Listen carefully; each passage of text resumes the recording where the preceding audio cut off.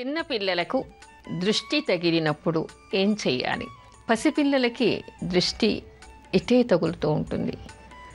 ఎవరైనా 10 మంది వచ్చారంటే చికాకు పడి ఏడుస్తూ ఉంటారు. పసిబిడ్డని 10 మందిలోకి తీసుకెడితే చికాకు పడి ఏడుస్తూ ఉంటారు.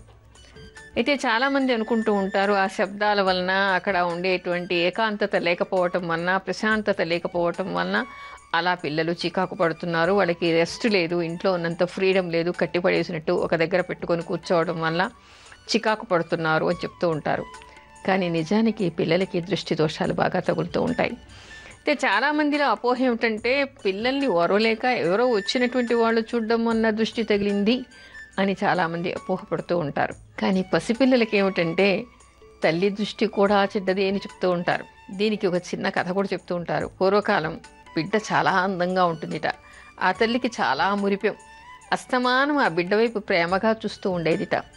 ఎంత బాగా నవ్వుతున్నాడు, ఎంత బాగా మాట్లాడుతున్నాడు, ఎంత బాగా పాకుతున్నాడు, ఏది చూసినా ఒక మురిపెం. సహజమే, తల్లి అనేటువంటి స్థానంలో ఉన్నప్పుడు ఆ బిడ్డ ఏది చేసినా కూడా అత్యంత సహజంగాను, ఆనందంగాను, మురిపంగాను, పరవశంగాను అనిపిస్తూ ఉంటుంది.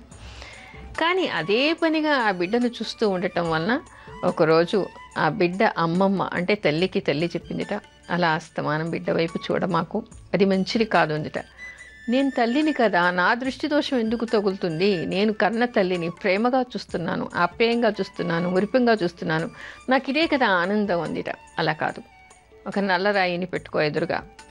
నువ్వు బిడ్డకి పాలిచ్చినప్పుడు కానీ, బిడ్డని చూడాలి అని అనిపించినప్పుడు కానీ ఆ రాయి వైపు చూస్తూ ఉండు. ఒక 3 నెలల తర్వాత నాకు చెప్పు అందిట. తల్లి చెప్పింది కదా అని చెప్పేసి ఈవిడ అదేవిధంగా బిడ్డను చూడడం తగ్గించేసి, ఎప్పుడు బిడ్డను మురిపంగా చూడాలి అని అనిపించిన ఆ నల్లరాయిని చూడడం మొదలెట్టిందిట. 3 నెలలకి కాస్త దానికి పగులొచ్చేసిందిట. చూసావా, నాపరాయి కూడా పగిలిపోయింది దృష్టి తగిలితే.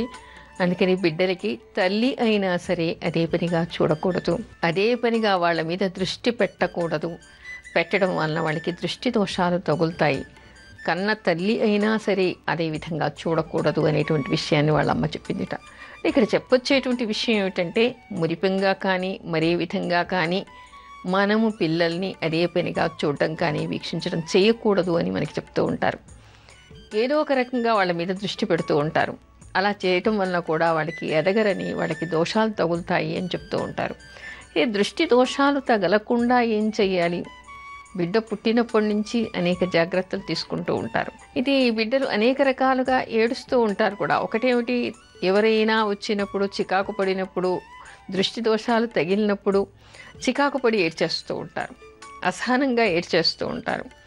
అలా కాకుండా మనకేమో ఎదుట ఉండేటువంటి దుష్టశక్తులు కనిపించవు, కానీ సూక్ష్మ శక్తులు ఏ ఉన్నాయో వాటిని పసిబిడ్డలు చూడగలుగుతారట. అలాంటి శక్తుల్ని చూసినప్పుడు కూడా వాళ్ళు కిటకిటలాడుతూ ఏడ్చేస్తూ ఉంటారు. దృష్టి దోషం వలన వాళ్ళు ఏడుస్తున్నారా, దుష్ట శక్తుల్ని చూడటం వలన వాళ్ళు ఏడుస్తున్నారా, అనారోగ్యం వలన వాళ్ళు ఏడుస్తున్నారా అనేటువంటి విషయం తల్లికి తెలియదు. దానితో కంగారు పడుతూ ఉంటారు. పూర్వకాలం అయితే ఉమ్మడి కుటుంబాలు ఉంటూ ఉండేవి. ఇంట్లో అమ్మమ్మ గారో, అత్తగారో, నానమ్మ గారో, ఇంకా పెద్దవాళ్ళు ఎవరో, అత్తగారికి అత్తగారు కూడా ఇంట్లో ఉంటూ ఉండేది.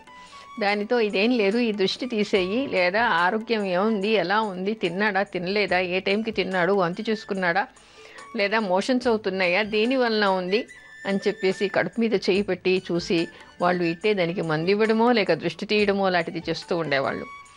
కానీ వచ్చినటువంటి ఇబ్బంది అంతా ఎవరికి అంటే ఆధునికులకి. బాగా చదువుకున్నారు, మంచి మంచి ఉద్యోగాలు చేస్తూ ఉంటారు, కాకపోతే అనుభవం లేదు, ఒంటరిగా ఉంటారు, సింగిల్ పేరెంట్ ఫ్యామిలీస్.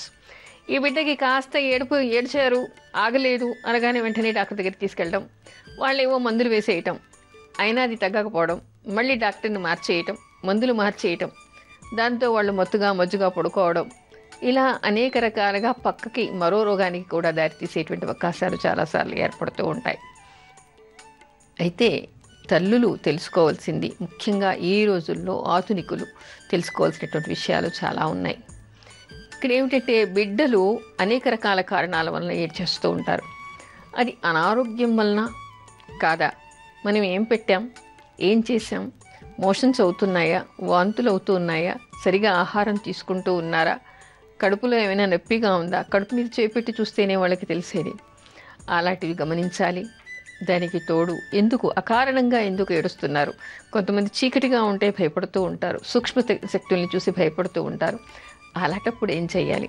దృష్టి తగలకుండా ఏం చెయ్యాలి?